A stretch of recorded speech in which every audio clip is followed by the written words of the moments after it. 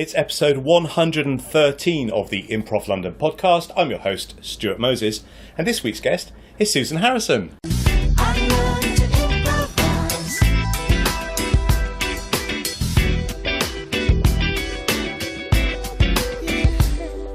Hello, how are you? I'm really good, thanks. Yeah, excited to be here. Excellent. Yeah. I'm excited for you to be here. So that's very much a virtuous circle of something. Yeah, 113 episodes. I would have thought I'd have been smoother by now. I would say that you're perhaps best known for character, improvising as a character. How do you do that? How can we be good at doing characters like you? Oh, well, thank you. Yeah, it's a really interesting question for me because I think I think of character as like informing everything that I do. So not just improv, but anything scripted or comedy in any sense, really. And yeah, it's been interesting because I've had to sort of break it down. Because I'm teaching improv character and think, well, what is it that makes it effective for people? And I mean, there's so many different routes in to finding a character, and I think ultimately it's finding what works for you. But I'm very big on like physicality and movement, so that's where I start. But yeah, I think also it's about observation, and some people naturally are observers, you know, of other people. I think a lot of people that are into comedy and performance are observers, and I think for me that's where it comes from. Yeah. Wanting to get in someone else's skin, and not in a creepy way. So you're, when you're out and about, you're watching people on the bus. Yeah, like not consciously, but I think I've always done that. Just always been interested in other people's like mannerisms and specific vocal. I was going to say choices, but they're not choices. They're just vocal quirks, I guess. Yeah. And yeah, so I think that has always come quite naturally to me. Yeah. But yeah, with Beings, which is the two-prov group I do, Andrew Gentili is quite similar to me in that way. He's also a really good illustrator. Like he draws caricatures of people. Oh, right. Yeah, and I think it comes from the same place of observation and noticing little quirks about people, how much space they take up, the way they move their body, the rhythm they have as a person, and so all of that just kind of feeds in. Yeah. Yeah. So we'll come back to Beings because I'd like to talk about that in a second, but just talking about character a little bit more. So if you wanted, so it sounds like you do it quite unconsciously. Yeah. If you're somebody that doesn't do it unconsciously, is it possible to get good at character? Yeah. How do you do that? I think it is. I think part of it is getting used to what feels like taking a risk physically. So it might sound a bit sort of plastic, like sticking on a technique, but eventually, hopefully, it'll become less conscious. So I think like even just trying to consciously change your physicality, if you're someone that doesn't usually do that on stage, can eventually lead you to making bigger character choices, if that makes sense. Yeah. And I think it's also about learning what you yourself do as you, so that you know when you're doing something different. That's interesting. Yeah, because not everyone knows. Do you know what I mean? Like, not everyone knows if they have a really fast pace, or if they like float around, or if they're super grounded, physically.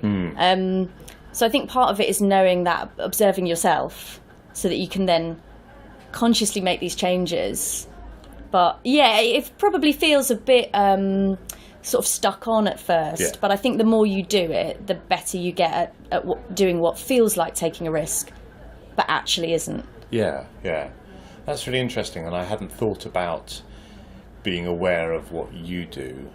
I'm very aware of what I say, but then I'm very sensitive to what other people say as well, and I've been in offices where I've had people who are very reliant on certain phrases, and it just sends me mad. But the thing is, you can't say anything because it's perfectly acceptable language to use. It's just they keep saying the same things, and it just starts to wind me up. Yeah, like a sort of syntax, or like choice of words, turn of phrase. Yeah, and that's another place to start for finding a character, I guess, isn't it? Yeah. And then obviously just trying to put yourself in the shoes of that person who has that viewpoint. Yeah. You know, because I know other kind of improv schools of thought talk very much about point of view being the character, which is true as well, but I think it all is. Yeah. Yeah. So, yeah, is there a way of sort of choosing... I've done sort of exercises where you choose part of your body. And then...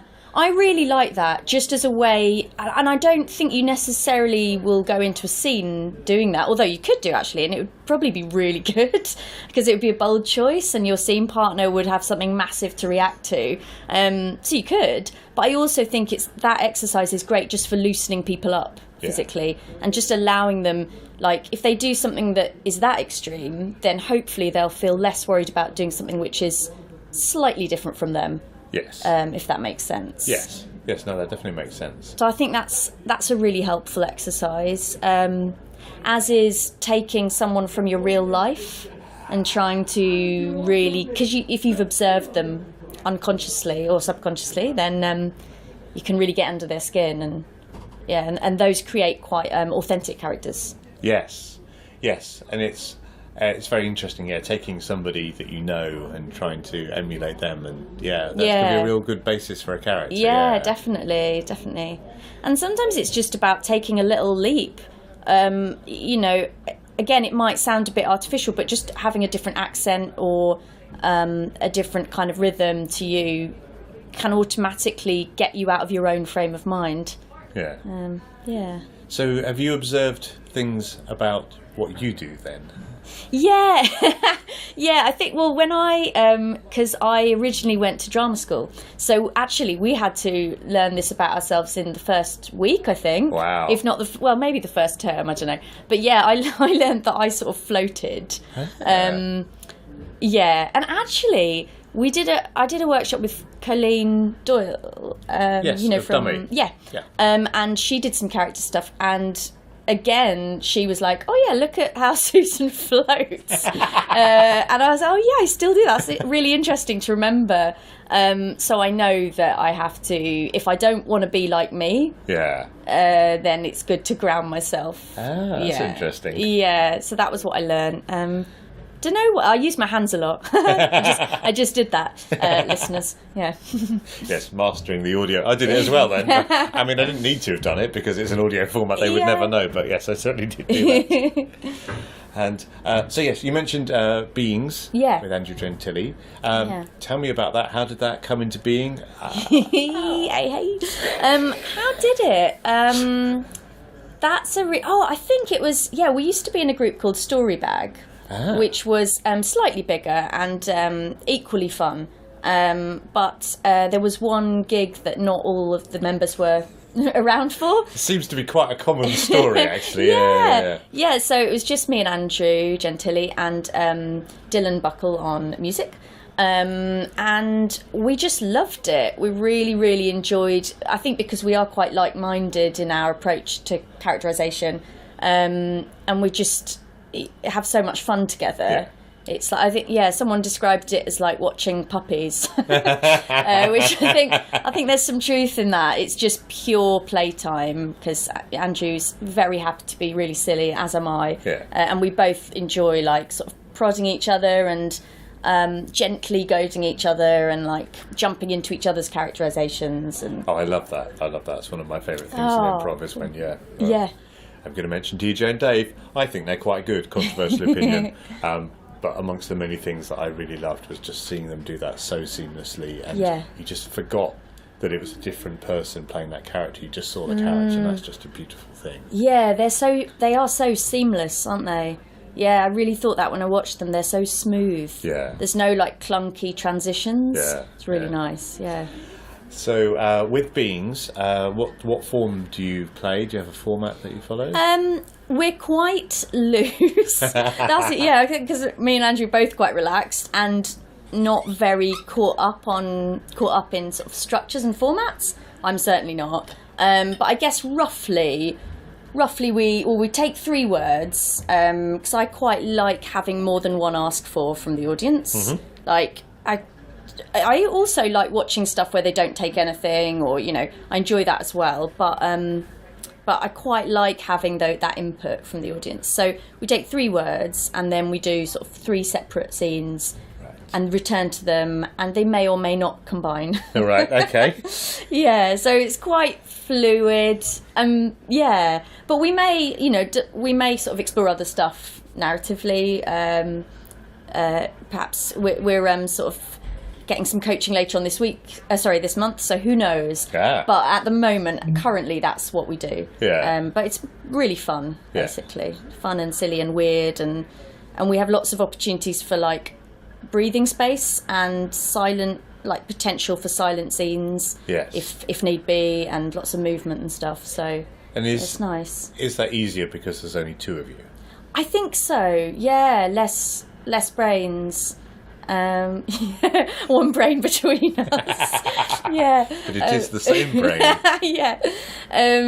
So yeah, I think that is easier. Definitely, there's less, and I guess there's less pressure of when you're in a big group. As you know, like sometimes there can be a pressure of, oh, have I done enough? And that sort of scramble energy can happen. Yeah. So I think with 2 of us, it's nice to have that space, and Dylan as well. His musical offers are so great and very spacious. Yes. Also. So is he underscoring, or are you singing? Yeah, no, he's underscoring. Although singing can happen, if it happens, it happens.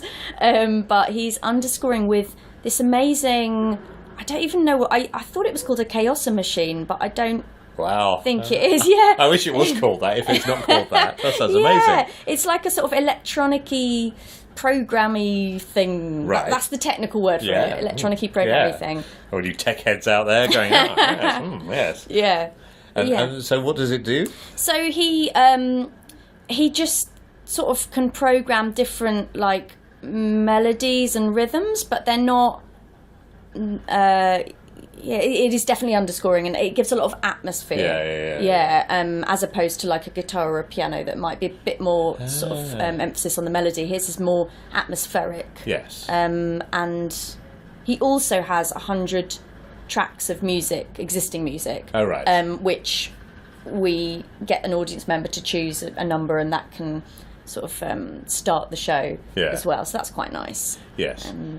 Yeah. No, I love underscoring in improv. I think it gives it another sort of element of richness and a sort of theatricality, and I think it inspires the improvisers to go to places that they perhaps wouldn't go to if the underscoring wasn't there. Yeah, definitely.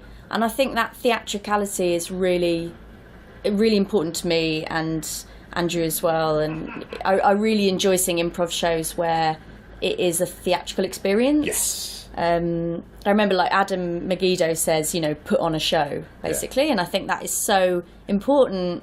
So that's definitely part of it. Yeah, and the music, the underscoring is another offer. Yes. Yeah, for sure. Yeah, no, I'm very much of the Adam Megiddo school.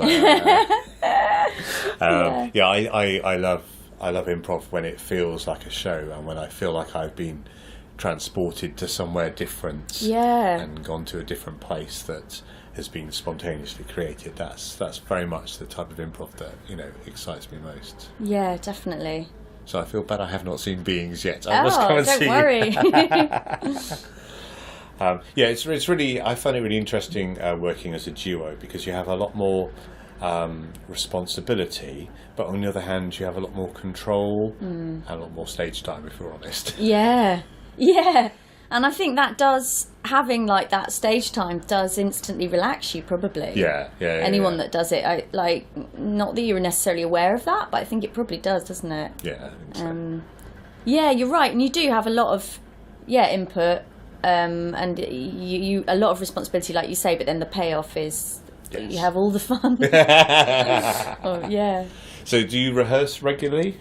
We do rehearse, not as regularly as we would like. It's kind of fitted around, because we both have other commitments. We sort of try and fit around that. But we'll probably have a little burst of rehearsal in preparation for gigs coming up, because I was doing Edinburgh, so we had to take August out of the equation.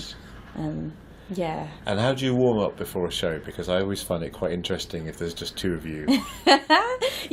Well, we involve Dylan as well. Oh, of course. Yes. But we usually do just really silly stuff like Andrew has a game. We haven't played this for a while actually, but he developed a game, developed in inverted commas, where you do a noise like a lawnmower or something, and then the next person takes that noise, replicates it, and makes it turn into something else. Right. Yeah. And then the next person, Oh, right. Yeah. Silly stuff like that. Yeah. Or I'm a Whisk, which is the best game in the world. Yes, I read this on the Hoopla blog that you wrote, and tell me about. Is it I'm a Whisk? Yeah, I mean that's what I call it. Some people call it three in a circle. Oh, right. But I love it. So basically, one person goes into the middle, and the example given is I'm a Whisk. So they say I'm a Whisk, and they can mime that out.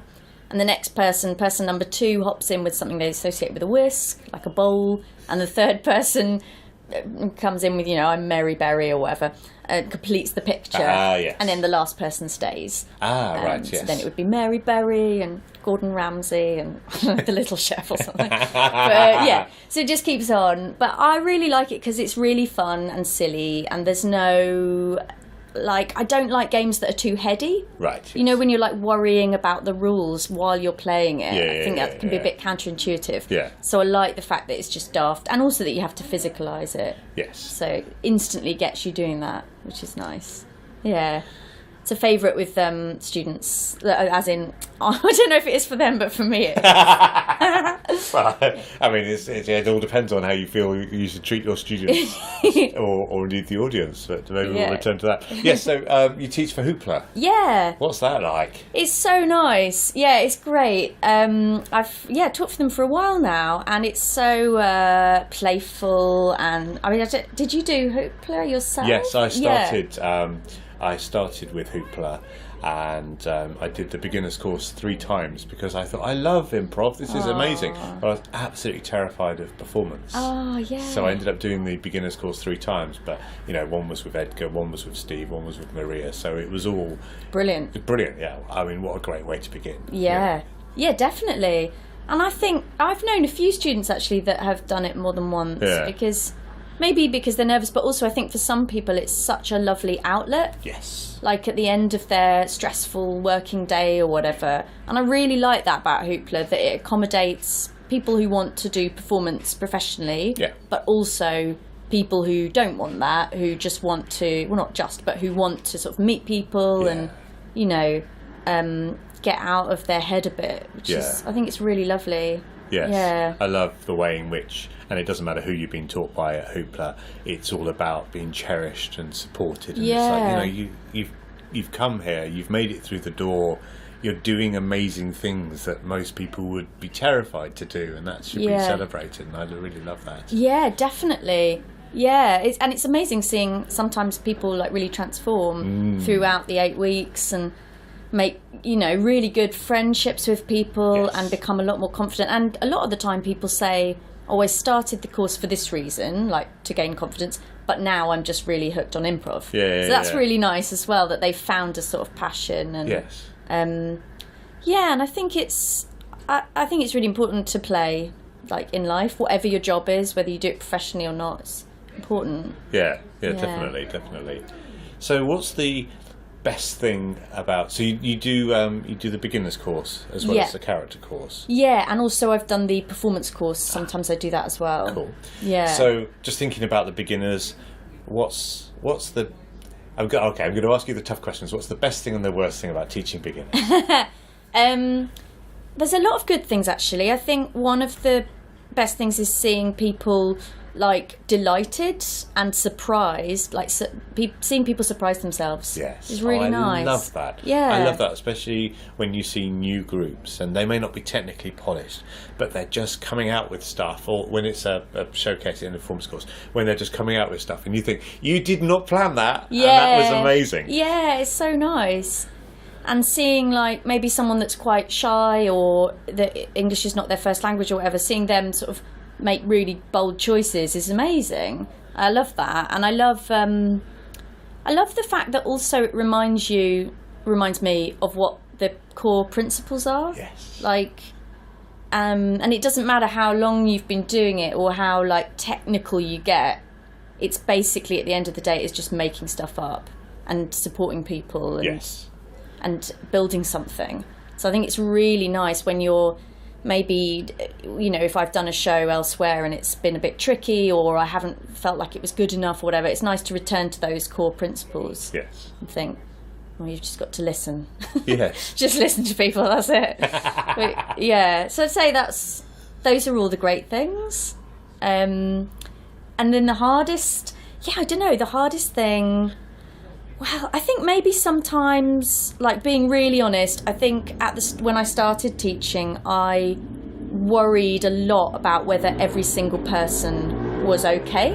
Right. And whether every single person was enjoying it. Yes. And that was a bit foolish because you can't know if everyone in the class is having an amazing time, and especially if people are shy or reticent.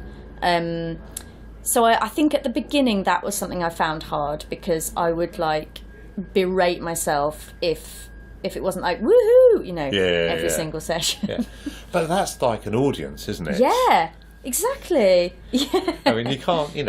I'm guilty of this because sometimes I'll be watching an improv show and I'll be loving it, and I'll be like, but I'm really engaged with it. I'm really watching it, and I'm going, yes. That was really good. I saw what you did there. Well done. Oh, yes, I must also remember to laugh and to clap.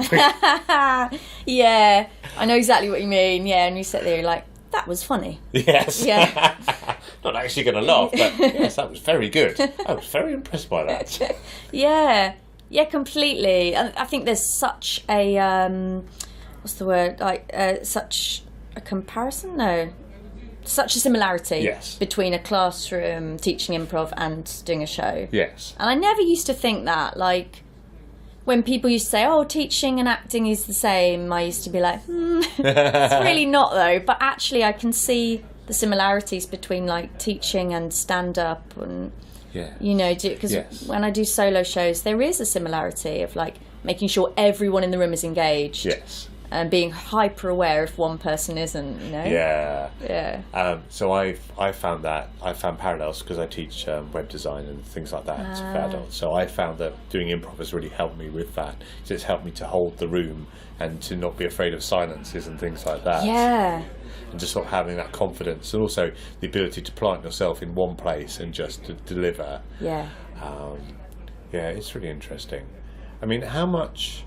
So you're kind of, when you're teaching, you're very aware of the students. When you're performing, how aware are you of the audience? When I'm improvising, I think I am aware of them, but not like in a paranoid way. Right, that sounds healthy.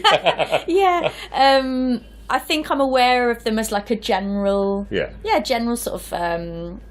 without sounding too much like a hippie, but like a general energy, if you know what I mean. Yeah. I'm very aware of the feedback. Yeah. And I think I'm very aware of if they're liking something, then doing that more. That whole clowny approach. Yeah. I'd say I guess I have a split focus between the audience and the people I'm on stage with. Yeah. Because I do think it's important, going back to what we were saying, to sort of put on a show. Yes. But equally, it's important to be there for your partner or group. Yes. So I guess it's a kind of split focus. Yeah, I don't know. Yeah. Yes, I'm very interested in sort of the interaction between the performer and the audience. And, if people want to improvise and they never want to perform, that's fine and that's legitimate. And no judgment for that. But when I finally did find the courage to perform, and then when you're interacting with the audience, it just kind of closed the circle to me. It kind of, I thought, oh, right, okay, this all makes sense now. Yeah. I mean, it makes sense without performing to an audience, but then when you have an audience, it just, I don't know, something clicked. Yeah. Yeah, I felt like that too. Like the first time I did a Harold, I hadn't seen a Harold. Wow. and I remember like, well, I don't know what I'm doing, but see what happens sort of thing. And yeah, it was exactly that. It was like... it made sense, and it was like the end. Like I remember my friend came to see it, who hasn't seen any improv, who hadn't at the time, and she said it was like a magic trick. Yeah. And I thought, yeah, that's so true. Yeah. And of course you need an audience, otherwise you're doing a magic trick on your own in your room. But yeah, so I think that that performance, doing a Harold for like the first, because that's the first time I'd really done improv properly in that way, was an amazing revelation in terms of the audience feedback and how much they help you. Like their laughter is help because it's telling you, like it's encouraging you, or if they pull back, then you're like, okay, maybe that's the end, maybe that's an edit, you know. So you have a drama school background. Yeah. And you discovered improv how? So I did actually do improvisation at drama school, but it was in the context of learning acting. Right. And some actors I've spoken to have really hated that. Yeah. I actually loved it. Mine was this Scottish playwright called Ian Heggie, who's quite a sort of like dark and shocking playwright. Well, not shocking, but like edgy. Yeah. And he taught us, for one term, he taught us acting, but he did it through giving us these scenarios. So he would like tell us what our objectives were, what we wanted, what our characters wanted. Right. And then we would improvise a scene. So it was kind of structured improv, I guess. Yes. But because he was a very funny playwright, the scenarios were really great. And you couldn't really go wrong. Yeah. And I loved that so much. And we did actually do it live to an audience, and it was great. But he was just sort of doing it to workshop his stuff a bit, I think. Oh, really? Maybe as an experiment, but also as a kind of like... So he'd been working on a play? Well, I don't know. I think maybe. I don't know. I think there might have been an element of that. But like it was sort of reciprocal because we really enjoyed it. I mean, he might not have, but... I don't know. But whatever it was great. Yeah. And actually, when we did a Monkey Toast show, like an Armando in Edinburgh years later, and I invited him to come and be a guest, and he was really great, brilliant value. So that was really nice. It was like that was like closing the circle. Yeah. Yes. But yeah, so that was when I first did it, and that term, some people hated it. They got so nervous, but for me it was like the best 10 weeks that I'd ever had. That sounds a bit extreme, but it really was like, it was just like heavenly. I couldn't believe it. But then I didn't realise the improv scene existed, so I graduated, did lots of theatre jobs, and it wasn't until I met Rob Broderick. Oh yes. And he was doing like an improv course for solo performers. Oh, right. And I was doing solo performance character comedy. And I did that. And then he recommended Monkey Toast. Ah, right. Yeah, because Monkey Toast had just arrived in London at the time. So, and then I was like, wow, there's a whole world, which I think a lot of people feel. Yeah. Like, you don't know it's there. Yeah.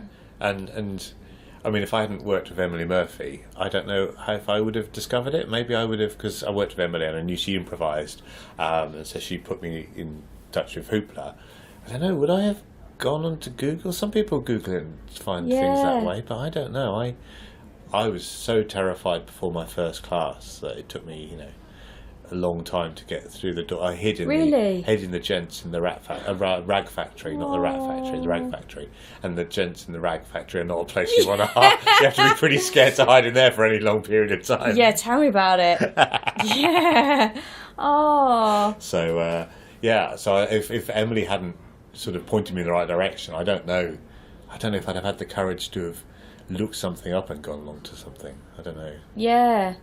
I probably could now, but then I've done many years of improv, so I'm a little bit more confident about that sort of thing. But yeah, it's funny, isn't it? It's like I just didn't know it existed, but and I think it's really grown, hasn't it, as well? Yes. In London and beyond. So so now maybe it would be easier to stumble across it, but at the time it was it was a big secret.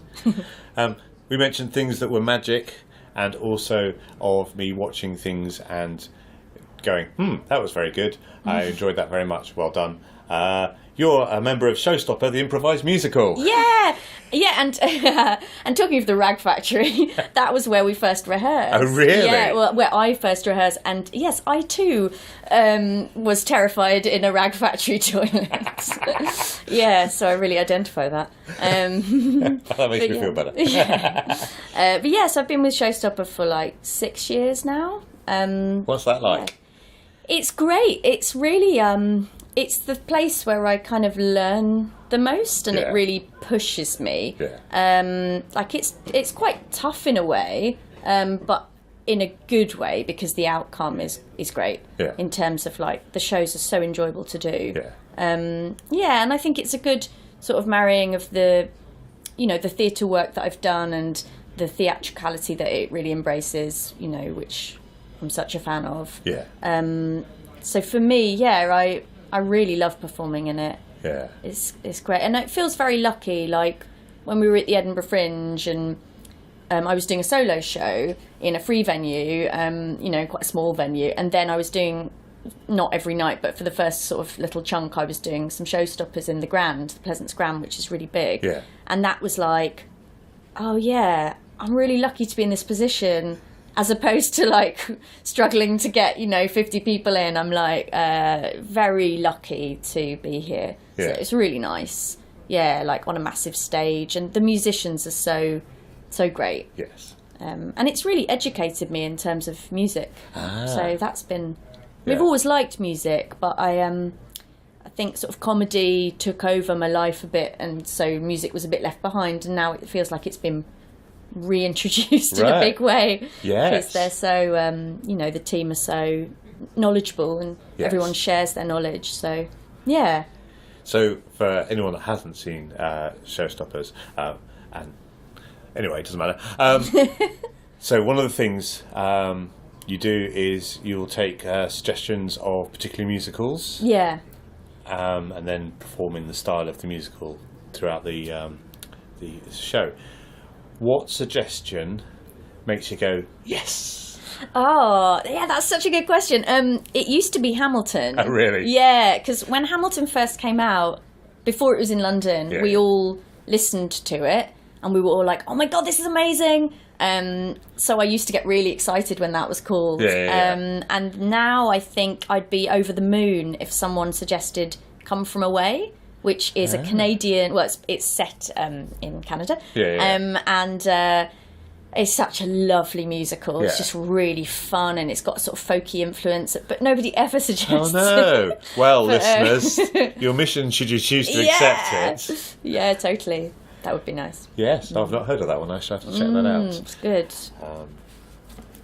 I was recently recorded on Encore Radio. Oh, wow. They do a favourite 5 section where listeners can talk about their favourite 5 songs from the musicals. Amazing. So I recently recorded one of those. So that's what did you suggest? What did I? Well, it was a little bit hard because I wanted to do the story of Jessie and Lucy from Follies, which they said they didn't have.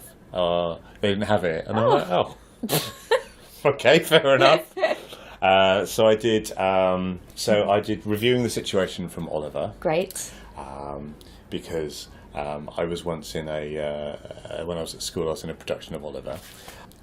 For Good from Wicked. First sort of West End show that I saw. And Cell Block Tango from Chicago. Oh, brilliant. Love that. Well, yes, I love it too. And also I went to the British Improv Project, and Tom Hodge and Tom Young ran a short-form game where we performed our own Cell Block Tango. Great. Absolutely amazing. No One Is Alone from Into the Woods. And then You'll Be Found from Dear Evan Hansen. Oh, nice. You know, oh, very nice. Just makes me cry every time I listen to it. I don't even know what the story is.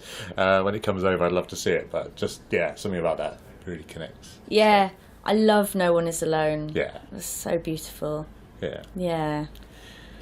And what you were saying about I've found, because I've done various Showstoppers courses, and I found it the most challenging but the most rewarding courses that I've ever done. It's just I think they're amazing. So. Oh, good. I'm glad you enjoyed the courses. Yeah, it's really it's great to because it really gets your brain working. Yes. As well as everything else. So Yes, it's one of those things where you watch it and go, okay, so I know some of the things you're doing because I've been to the courses.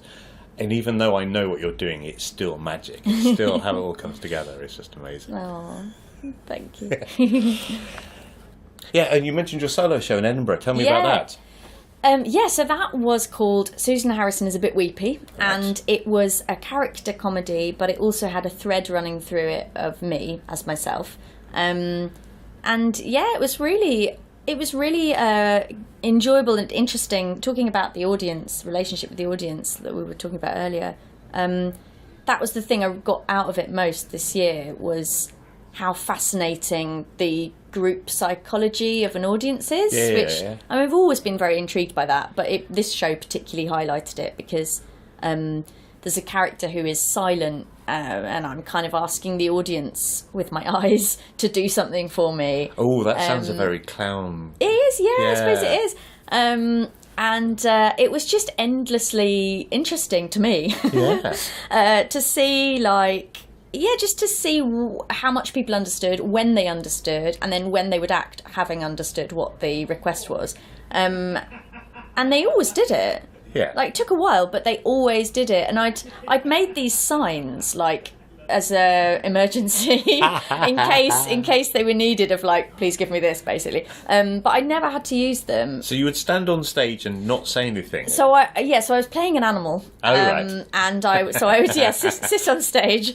I might do it one more time, so I might not say exactly what it was, because I probably do it once more in London, just in case. But it was just lovely to see strangers help this character. Oh, wow. And they didn't have to, and I wasn't asking them with words. So I found that really interesting. So next year I'm going to try and do more of that, and less talking. Because I think, again, like, in terms of physicality and theatricality, it's all part of that, really, which all the stuff that interests me. No, I'm very interested in, ironically, for someone that does a podcast in an audio format, performing with fewer words, and the fewer words that you say, the more importance the words that you do say have. So totally. And those like the gaps between the words and stuff when you're performing with someone else are really interesting, aren't they?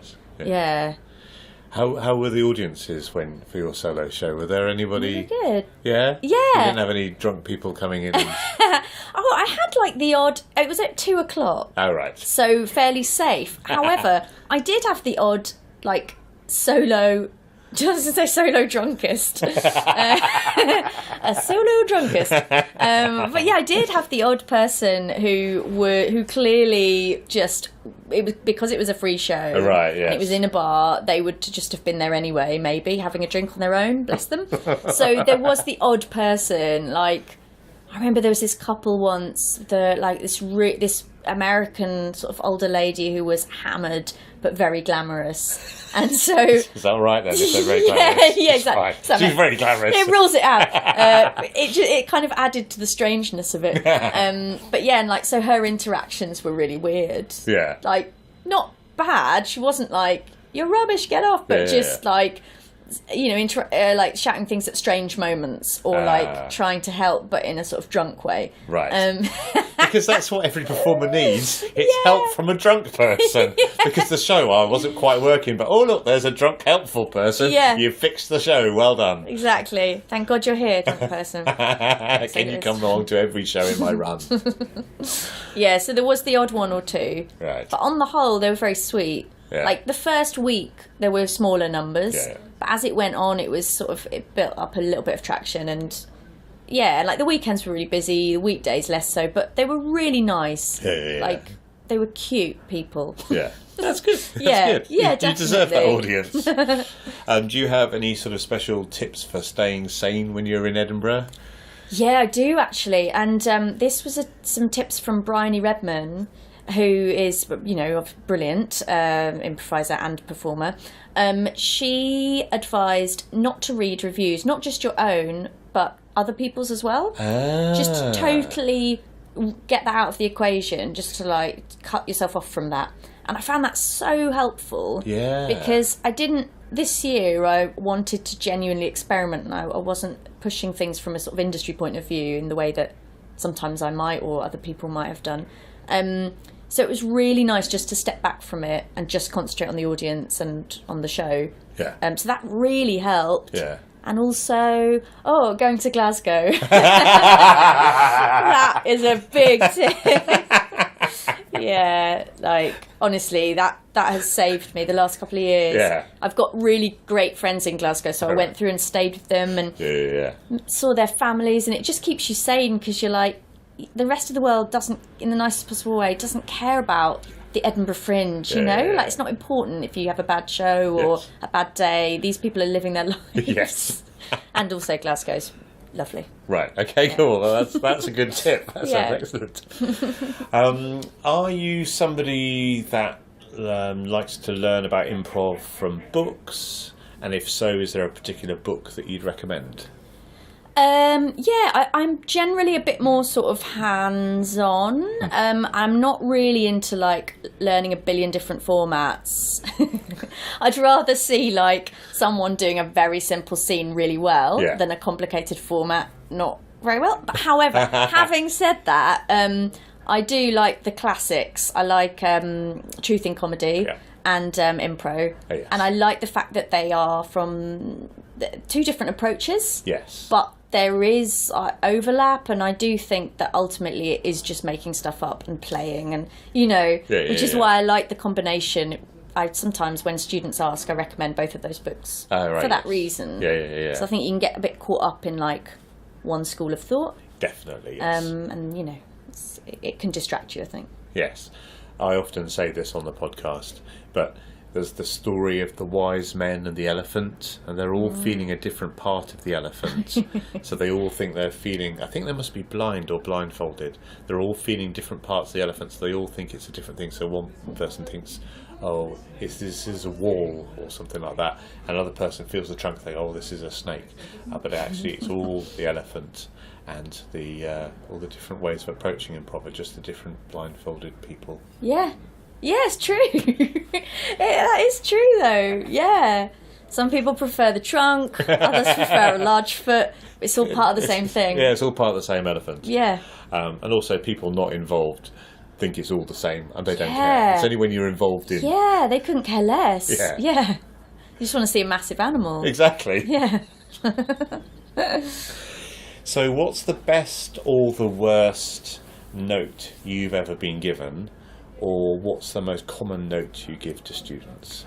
That is a great question. I think a really useful note I got was from Adam Megiddo, which was move around less. Well, plant your feet, basically. Right, and getting back to the floating thing, which is obviously my natural disposition. So he had a big note for me once, which was be grounded more. Yeah. Plant your feet more. And it sounds like such a small thing, but it actually fed into a lot of other stuff. And sometimes when you change something physically, it can help, your state of mind as well. Yeah. So, and actually, on a similar note to that, we talk about in Showstoppers being front foot. So, in Monkey Toast, that was David Shaw used to describe that as being aggressive. It's this, again, it's like different parts of the elephant. Yeah. And also in Showstoppers, we kind of notice how you drift backwards when you're losing faith in your idea. So if you physically move yourself forward on stage, stand your ground or move yourself forward, that can actually impact on your what's in your head as well. Wow. So that's been a really useful one to remember. Yeah. And I see students doing it, so I gradually drift to the back of the room. Yeah. Well, that's whenever I see a show of relatively inexperienced performers, I'm like, just come to the front of the stage. Yeah. Because at the Miller, it's not even that far. But if you're hugging that back wall, and this is a very good scenic reason for hugging the back wall, just come forward because we want to see you. And I hadn't connected it with that confidence in your ideas thing, but that strikes me as very powerful. So yeah, definitely. And I think for students I go through phases of different things that are relevant or like at the top of my priority list, but I think at the moment telling them to look at each other is like to connect with each other is a good note. A good recurring note at the moment. Oh, that's a really interesting one. For more experienced improvisers, because I think if they are quite experienced, they can sometimes get a bit bound up in worrying about the format. Right, yes. So then it's great to remind them actually just like connect with each other. Yes. Yes. I really like that. And I really like looking at the other person and trying to is it trying to guess what they would like, or that's that nice. sort of thing, or even if you don't know them, just look at them and go, where would they like to go? What would they like to do? Going with that sort of positive attitude, I find quite helpful. Yeah. Cool. So, if you may have answered this already, but if someone were to step on stage with you, what could they do to delight you? Ooh. Oh, interesting. To delight me, wow. I think endowments are so lovely, aren't they? And anything would, whether that's a name of a character, or whether it's telling me, I guess character stuff would be particularly delightful for me. Yeah. So anything which, I know sometimes people can sort of misconstrue that as pimping. Yes. But I think if it's done with the intention of giving someone a gift, then any sort of character endowment I would find delightful, I think. It's interesting that where does pimping end and giving a gift begin? Because I think it's a continuum. Yeah. And it's kind of based on your relationship with the other person. So if I didn't know the person very well, I would always err on the side of giving them something I think they will enjoy. But then sometimes when you're pimping them, you know that they're going to enjoy it, even if it seems like they're not enjoying it. Yeah. I don't know. Yeah, that's a really interesting point. I think you're right. It is about your relationship, isn't it? Yeah. And also it's about where it comes from in you. Like what your intention is, I guess. Yeah. Like if someone is going on stage with a stranger and they're like, oh, I'm looking forward to you reading that postcard in rhyming couplets in authentic Chaucerian, then you might be like, but if it's a friend, like if a friend did that to me, I'd be like, brilliant, that's delightful. Yeah. So I think it's like, it's that like you said, it's the relationship. Yeah. And also what your intention is. Because also you don't want to go on the other end of the spectrum and be too sort of gentle in inverted commas with the other person, because you want to like make some bold choices as well, don't you? So it's a tricky one to gauge. Yes, because you think you're being helpful, and I went through a phase of that because I'm quite a nice person, being too nice on stage, but that's how you end up sort of being a bit sort of bland and not really giving anything. I know what you mean. I mean, that's not to discourage people from being nice, but equally, you can be nice, but in a kind of a more sort of front-footed, maybe aggressive kind of way. Totally. And the improviser can be nice and lovely, but playing a character that's despicable, or which can be really fun. Yes, that's been something I've explored recently, and yes, I've seen sides of myself that I didn't realise existed, but through the medium of improv, it became acceptable. Do you often play baddies? Sometimes, just like a mixture, really. Depends what's needed. I suppose it depends what like the story needs. Or it's funny. And sometimes in Showstopper, you end up playing. You're like, I keep playing a nice character just by chance. Yeah. And then suddenly you break that pattern. You're like, oh, good, I'm playing a horrible character. So you just sometimes just through coincidence there's a run of that, and then. But I quite like playing idiots, like nasty idiots. Nasty idiots. Quite fun. Yeah. Cool. And big final question: what would you say your signature move is? What can the rest of the people you're improvising with go? Harrison's done it again. Saved the day. Done a signature move. That's down really the house. Funny. Oh, that's so funny. I've no idea. I'd love to know. I'd love to ask them. There's probably some sort of weird go-to. I don't know. I don't know actually. That's a really good question. So it's a little bit. So it's helpful for listeners, because if other people have got signature moves, then they can borrow those, because I like to think that people will say, now I know what Susan Harrison's signature move is. I could maybe use that when I'm on stage. Okay. Well, I don't do this in Showstopper because it's not useful, but in other types, like an Armando or whatever, or joining another person's character, as in playing the same as them, is something I really enjoy, and it's so easy to do and so enjoyable, I think. So if someone were to make a strong character choice, I mean, like with Andrew, and I did exactly the same as him, and we were two characters of exactly the same type. That right. would be fun and hard to go wrong with those scenes, if you know what I mean. Yeah. So I guess that would be something. Yeah. That's another. I think that's mirroring. Doing pieces of the pod thing is always it's a weirdly stronger choice than it feels. Yeah. But you make both of you look stronger by doing the same thing that the other person is doing. Yeah. Definitely, and it can become quite absurd and fun. Oh, actually, another thing would be like if the scene is treading water, and again, this is more for like, I don't know, an Armando, Commando, whatever. Going to the emotion of the relationship. So if it's like if we're playing a game, if it's quite a gamey team, and it's delicious. A bit yes, that's what I was thinking. Chewy. If it's a chewy team, and if you're it's in a like, chewy scene, if you're in a chewy scene and it's going nowhere, and everyone's a bit like, oh god, somebody sweep. Going to a really big emotional place can be lovely to shake it up. If it's two like people doing something really conceptual and then suddenly saying, I'm in love with you, or like, this is the first time you've ever acknowledged me, or a massive emotional offer would be something I might do. And that is quite helpful sometimes. Brilliant. Yeah. Fantastic. Thank you for being a guest on the Improv London podcast. Thank you so much. It was really fun. Thank you. Bye. Thank you. Bye. I made this. That's improv!